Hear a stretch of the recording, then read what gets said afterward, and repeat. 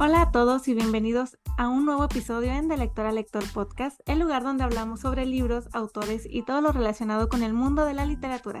Yo soy Elisa, de Cartas Elisa, y estoy con Sol, de Leamos un poco.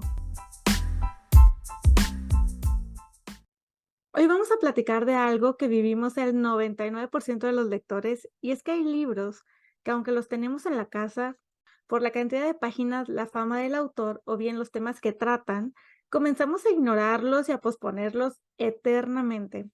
Así que hoy Sol y yo les vamos a hablar de los libros intimidantes que tenemos en nuestros libreros. Comenzamos. Antes de comenzar con los libros que me intimidan, los quiero invitar a que en la casilla de comentarios, en Spotify o en YouTube, nos pongan cuáles son aquellos libros que los intimidan a ustedes y si coincidimos en alguno de estos. Pues bien, en mi librero tengo varios libros que me intimidan, pero siempre hay unos que superan a otros. Así que mi primer libro intimidante es En busca del tiempo perdido de Marcel Proust.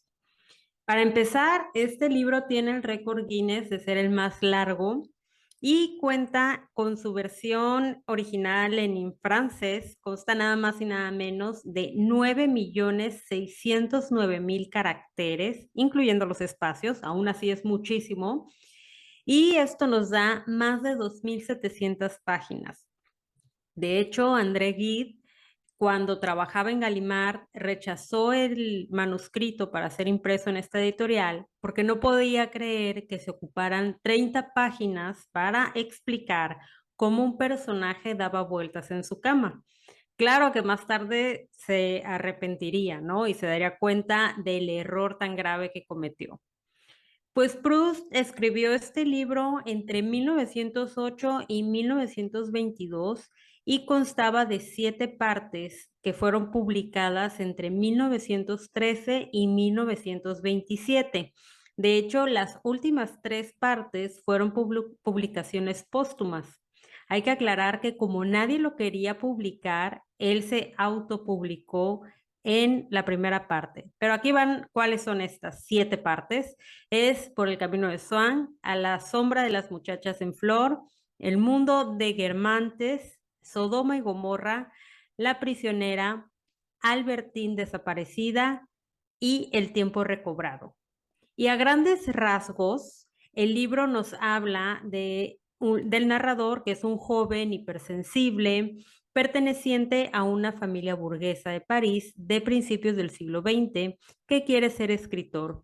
Sin embargo, las tentaciones mundanas le desvían de su objetivo principal, atraído por el brillo de la aristocracia, de los lugares de veraneo de moda, etcétera, y crece a la vez que descubre en el mundo el amor, la existencia de la homosexualidad, etcétera. Dos cosas que lo van a apartar del mundo van a ser la enfermedad y la guerra. Y también va a proporcionar este tipo de cosas que tome conciencia de la extrema vanidad de las tentaciones mundanas y de su aptitud para llegar a ser un escritor y ser capaz de fijar el tiempo perdido.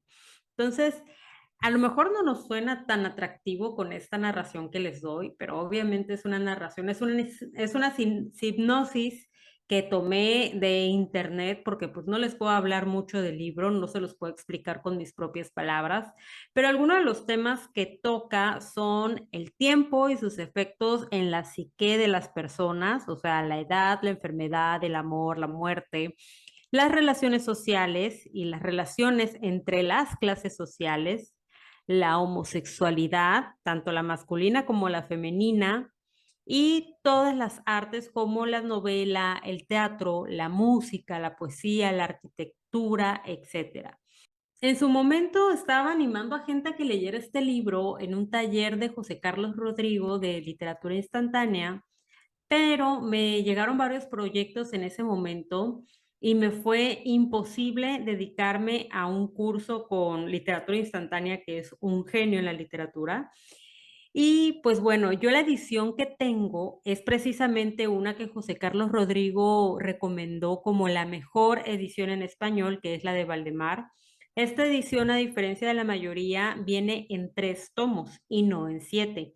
Y contiene no nada más la novela, sino viene un estudio de los personajes, nos habla de datos como la travesía que tuvo Proust para imprimir el libro, nos habla también de ese proceso creativo e incluye algunos dibujos que hizo el autor, etcétera. Y también tengo un libro que son estos brevarios del Fondo de Cultura Económica, que hace un estudio no nada más de Marcel Proust, sino del libro. En fin, material para leerlo tengo suficiente, así que solo me hace falta dar ese pequeño paso para perderle el miedo. Todo el tiempo yo he estado pensando que ya habías leído este libro, pero al parecer he estado engañada todo este tiempo. Sí, confías demasiado en mí. Es un libro que me intimida bastante, es demasiado largo. Tú sabes que yo no soy de estas personas que leen sagas o trilogías o bilogías, precisamente porque si voy en el libro 3 de 5 y no me gusta, me va a arruinar todo el tiempo que le invertí a esa saga o a esa trilogía, etcétera. Y lo mismo, no me pasa lo mismo con Marcel Proust, sino siento que no voy a llegar a comprender y a disfrutar la calidad literaria que maneja o de la que han hablado tanto. Espero que en un futuro lo logres y todo salga bien. Ojalá. Y se preparan para un episodio como de 7 horas, que les va a ser muy útil si quieren empezar a leerlo. Fíjate que el libro que a mí me intimida más que nada por cómo me voy a sentir cuando lo termine. Es un libro que llegó a mi casa allá por el 2020 y fue de que, okey, lo voy a leer. Entonces, subo este libro a mis historias contando que me había llegado y cuánto. Me llegó un poco después de que se publicara y me empezaban a comentar de que: "¿Sabes qué? Está bien fuerte, o sea, prepárate porque vas a ocupar un chorro de Kleenex", porque es un libro, que te mueve mucho. Y después pasó como, no sé, un año a lo mejor de que me había llegado, un año o 2, vuelvo a subir una foto de ese libro, y luego me escribe Ale Medina de Leer en Todas Partes y me dice: "Eli, ¿sabes qué? Ese libro está bien pesado". O sea, a mí me dejó con muchos sentimientos así como que movidos, y yo dije: "Confío en Ale, no creo que me esté mintiendo", junto con todos los demás que ya me habían dicho que era un libro emocionalmente fuerte, ¿no? Y, pues, bueno, este libro se llama Una Lucrecia, de Mariela Jiménez. Este libro trata sobre Lucrecia, que es una chica de un barrio pobre que ella logra salir adelante gracias a que estudia muchísimo, gana becas y cuánto, y logra salir de ese lugar en el que ella vivía, para irse a un lugar, pues, mejor. Total que un día conoce al Príncipe Azul, que es un hombre guapo, de buena posición económica, que la enamora y que poco a poco la va envolviendo hasta que la presiona tanto para que ella deje sus sueños de lado y decida casarse con él. Entonces, ahí empieza el martirio. Él, se vuelve superposesivo, celoso, violento. O sea, en este libro hay, violaciones, golpes, todo lo que conlleva la violencia de género. Entonces, va totalmente sobre eso y te muestra cómo el cuento de hadas no siempre es lo que parece, ¿no? O sea, de que no te dejes llevar por esas ideas, que conozcas a la persona con la que vas a estar. Y también habla mucho de cómo la manipulación, de cómo te pueden manipular al grado de que tú terminas sometida, temerosa, ya con cero amor propio, ¿no? Y pues yo siento que ahora me afectaría más este libro que si lo hubiera leído cuando recién me llegó. Así que en parte me arrepiento un poco de no haberlo leído en ese momento, porque son temas tan delicados y tan fuertes que creo que es imposible que uno lo lea y quede indiferente. Y realmente eso es lo que me detiene de leerlo, eso es lo que me intimida mucho, de cómo me voy a sentir mientras lo esté leyendo y cómo me voy a sentir cuando lo termine. El libro tiene más de 600 páginas, entonces siento que es mucho lo que va a pasar y lo que voy a tener que procesar. Creo que si lo hubiera leído en su momento, cuando recién llegó, definitivamente, no me hubiera afectado como creo que me puede afectar. Oye, qué difícil son este tipo de libros con cargas emocionales tan fuertes, porque no quiere decir que a lo mejor uno no le va a entender o vaya a ser difícil su comprensión o su forma, el estilo de la novela, sino que llevan cargas emocionales tan profundas que a veces uno no está preparado para sobrellevarlas. Sobre Exacto. todo cuando uno en su día a día está en el trabajo, en el tráfico, tiene otras cosas y ve la lectura como algo más reconfortante. Si bien es cierto, nos gusta a veces retarnos con las lecturas, pero no siempre de esa manera emocional. A veces puede ser un reto intelectual, pero este tipo de lecturas son retos emocionales que nos llegan a quitar un poco la calma, la tranquilidad y uno puede decir, suficiente tengo con la realidad o con el día a día como para enfrentarme a este tipo de historias, ¿no? Mira que, pues, no lo he leído, ¿verdad? Entonces me puse a buscar, opiniones de los demás para ver qué decían, y justo una chava puso: "Yo tenía que hacer pausas constantes para no salir corriendo desesperada, porque me alteraba mucho las cosas que pasaban". O sea, es la impotencia que te genera lo que sucede en la historia, pero también al final siguen siendo libros necesarios, ¿no? O sea, que nos abren los ojos a muchas realidades que afortunadamente no estamos viviendo. Entonces es como, güey, pues sí, o sea, uno tiene que empatizar y te ayudan a entender, ¿no? También tantos movimientos que hay, como el 8M y todo esto, justo por situaciones de este estilo. Entonces, pues ya les contaré si el otro año me animo a leerlo. Pues bien, mi siguiente libro, Intimidante, está considerado como la mejor novela del siglo XX, aunque mucha gente, muchas editoriales lo rechazaron. Hoy en día está considerada como esas obras que hay que leer al menos una vez en tu vida, y me refiero al Ulises de James Joyce. Ulises relata el paso por Dublín de su personaje principal, que es Leopold Bloom, y de Stephen Dedalus. Ambos son, según los estudiosos y a los que les gusta atribuir elementos autobiográficos en las obras literarias, ambos personajes son el alter ego del autor. Leopold es Joyce de viejo y Stephen es Joyce de joven. Y todo ocurre un día cualquiera del 16 de junio de 1904, aunque en realidad ya cuando damos la fecha no es un día cualquiera, ¿verdad? Este día, para los fanáticos de la novela, se ha convertido en el día de Leopold Bloom y lo celebran los que tienen el privilegio o los que viven ahí de dar un recorrido por la ciudad, así como lo hace el personaje. Joyce escogió esta fecha porque fue el día en que se citó por primera vez con la que sería después su esposa, Nora. El título alude al héroe de la Odisea de Homero y existe todo un sistema de paralelismo, ya sean lingüísticos, retóricos, simbólicos, entre las dos obras. Y pues bien, el Ulises es una novela también extensa, no como En busca del tiempo perdido, pero sí llega a tener 267 palabras en total. Y de estas 267 palabras, usa un vocabulario de más de 30,000 palabras y la mayoría de las ediciones consta entre 800 y 1,000 páginas divididas en 18 capítulos.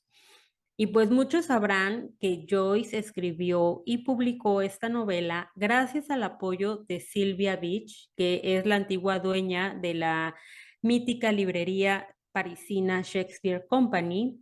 Y de hecho, para 1921, ella aseguraba que iba a lograr publicar ese libro y pasaría a ser uno de los mejores libros del siglo XX y se llegaría a considerar un clásico. Realmente ella dijo, donde pongo el ojo, pongo la bala y no se equivocó. Y pues sí, un año después va a cumplir esta promesa justo para los 40 años de Joyce. La novela generó muchísima controversia y fue rechazada por muchos, incluso algunos miembros de la comunidad literaria.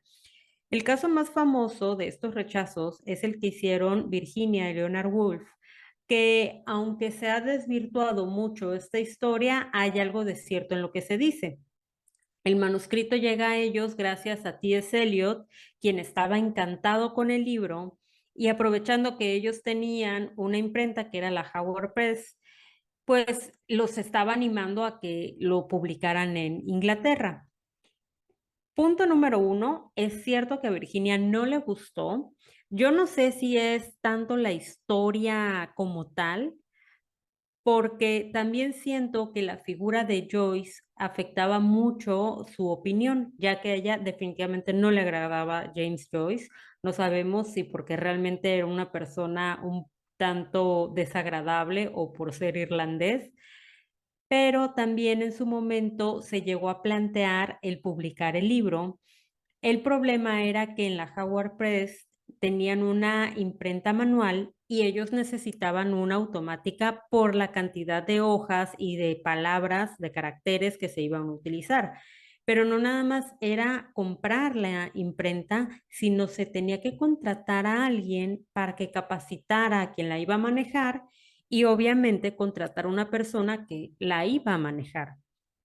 A esto le sumamos que se sabía que cualquier persona, al menos en Inglaterra, que fuese a publicar este libro iba a tener problemas legales, ya que para la época atentaba contra la moral.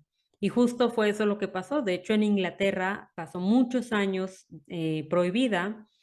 Coincidentemente, este libro, y esta es una de las historias que más me gusta, coincidentemente este libro fue el punto de partida para que se creara Penguin Books, ya que en ese momento, cuando se crea Penguin Books, se crea como un sello editorial de la editorial Bodley Head, pero cuando se une a la compañía, Allen Lane, que era sobrino de los socios, estaban justo en las discusiones para publicar el Ulises. Él propuso que se creara un sello al que llamarían Penguin Books, donde se publicarían novelas de calidad literaria de bajo costo, y esto reduciendo los costos de los materiales. Por ejemplo, en lugar de hacer las portadas en pasta dura o con esta pasta de piel, lo iban a hacer en pasta blanda y las hojas de papel iban a ser más baratas. Y fue así como consiguieron publicar el Ulises, que eran tantas hojas y era tan costoso publicarlo. Entonces, pues ese es mi segundo libro, Intimidante. Y yo solo quiero que se den cuenta del concepto en el que yo tengo a Sol, porque juraba que este libro también ya lo había leído. No, si te contara lo que me pasó hoy en la mañana, desharías todo este concepto de inteligencia que tienes de mí. Pero en su momento yo le pregunté a Nena Monstruo, porque ella había hecho en sus clubes de lectura con clases, con profesores universitarios, yo le había preguntado si ella me recomendaba sí o sí leer el libro con una clase o podía yo leer el libro sin necesidad de un asesor o de un profesor.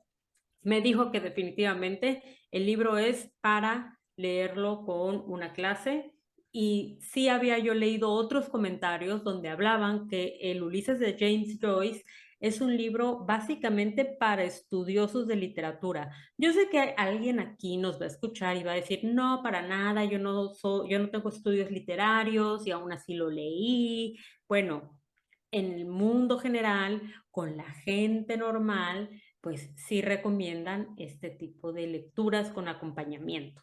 Estos libros, la verdad es que ni siquiera los traigo en mi panorama o en mi mente de algún día leerlos. Pero, pues bueno, te voy a platicar cuál es el siguiente libro que me intimida. Tú me regalaste en mi cumple, entonces te tenemos por ahí pendiente que en algún momento lo vamos a leer juntas, porque así me pusiste. Voy a tener que hacer valer esa promesa próximamente. Bien, vamos a dar un poco de contexto. Allá por 1940, Vladimir Nabokov y su familia llegan a Nueva York huyendo de los nazis. Y pues afortunadamente a Nabokov le habían ofrecido dar clases en Stanford y con eso consigue las visas para él, su esposa y sus hijos. Total que en 1941 Vladimir llega a Wellesley College en Massachusetts y empieza a enseñar ruso básico y literatura rusa.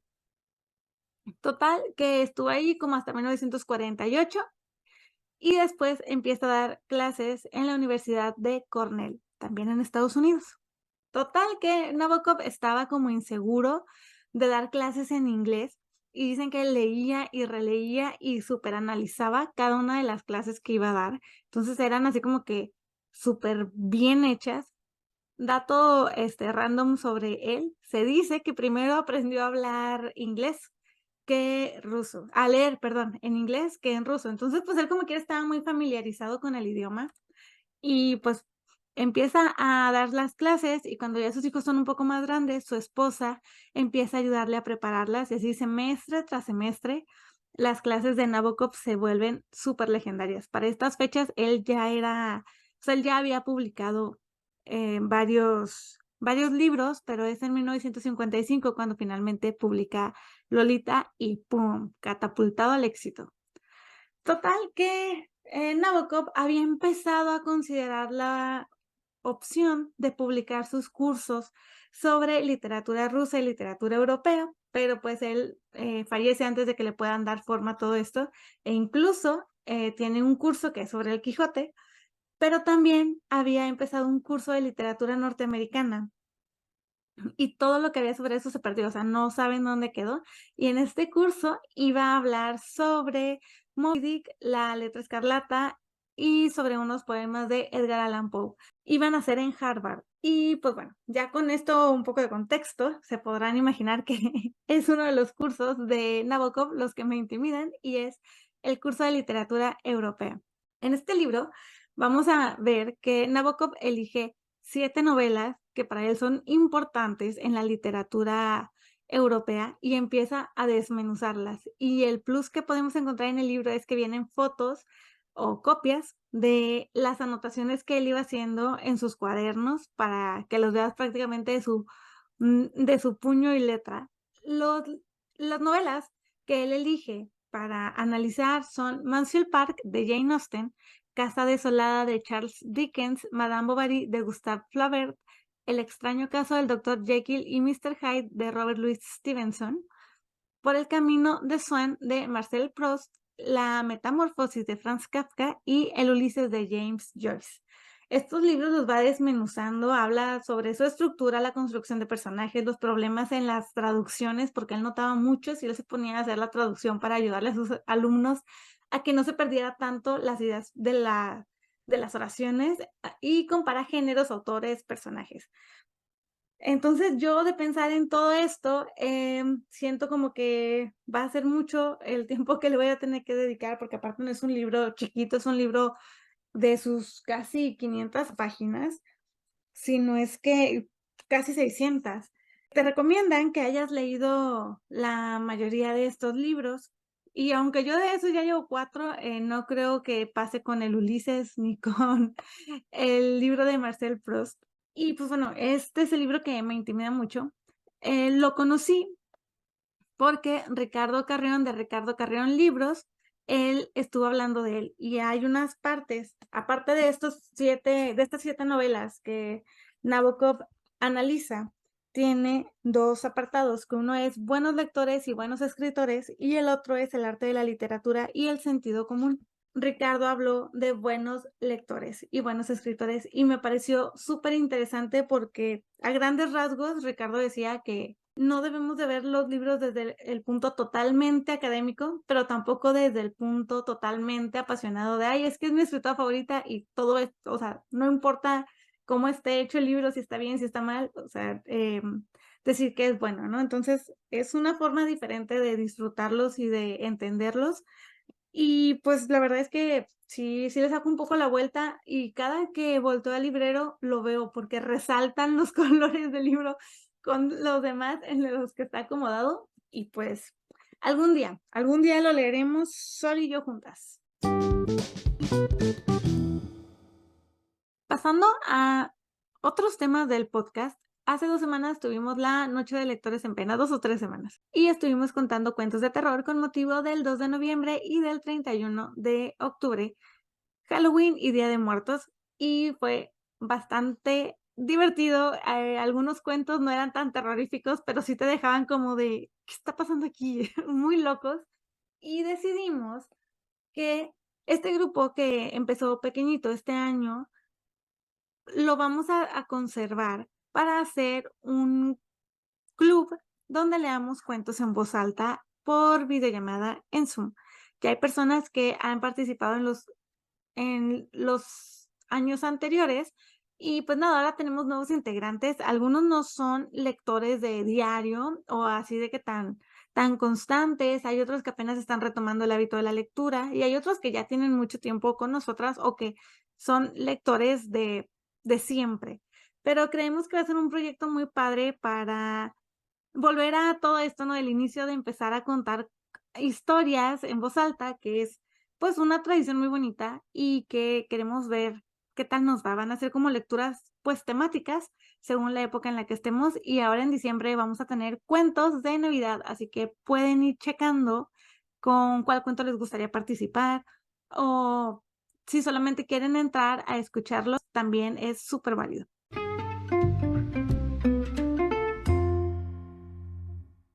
Estamos inaugurando una nueva sección ahora que Elisa y yo nos hemos comprometido a estructurar de mejor manera el podcast. Ojalá y lo logremos. Pero esta sección tiene que ver con nuestras cuentas de Facebook. Vamos a estar publicando ciertas imágenes que van a generar discusiones o controversias, intercambios de ideas, y las vamos a ir comentando aquí y esperemos que ustedes se unan a estas discusiones o intercambio de ideas en la casilla de los comentarios, ya sea en Spotify o en YouTube. El día de hoy vamos a hablar de un post que puse que se llama Libro de las Verdades, y se abre el libro y dice: los libros no te hacen mejor persona.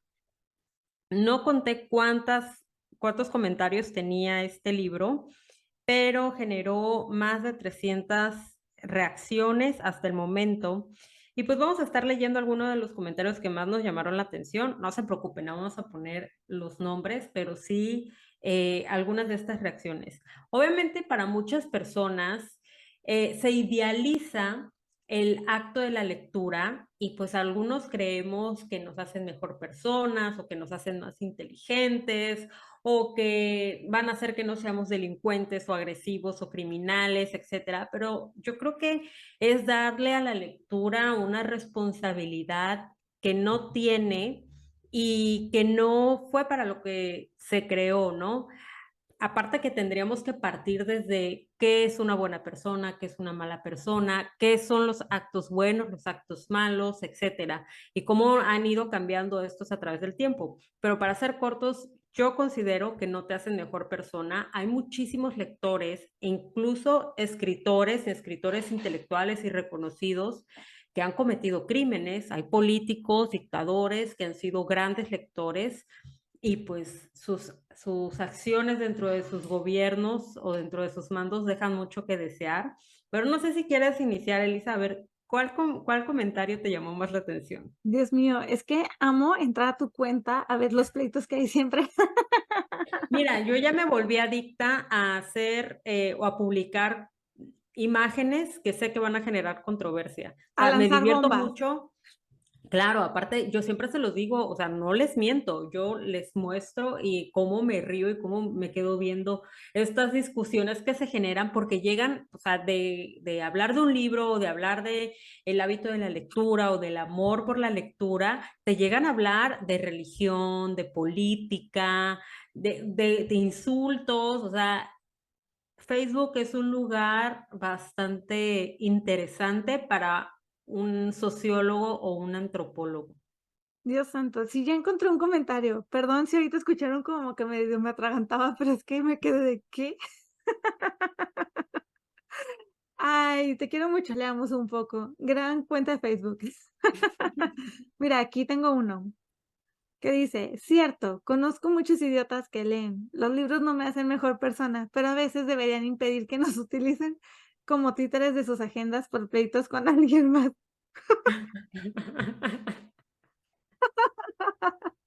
Dios mío, ¿qué es esto? ¿Qué es Lo mejor es la respuesta que es un GIF de un perro que dice, ¿what? O sea, no sé a qué se refieren. No No sé sé con si quién como que está sí peleando o que esta no. persona, la verdad.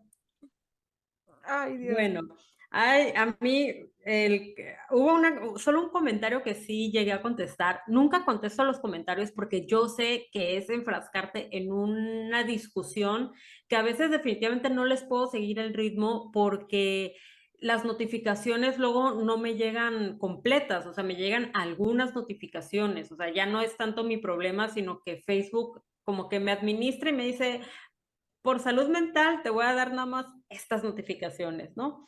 Entonces hubo una persona que sí comentó, por supuesto que te hacen mejor persona, sin dudas, todo lo que trata todo el que trata con un lector puede tener una enriquecedora y trascendental conversación. Soy lector desde los 12 años y no conozco un lector delincuente o malo en cualquiera de sus formas. Les recordamos que tenemos un capítulo de libros que inspiraron crímenes.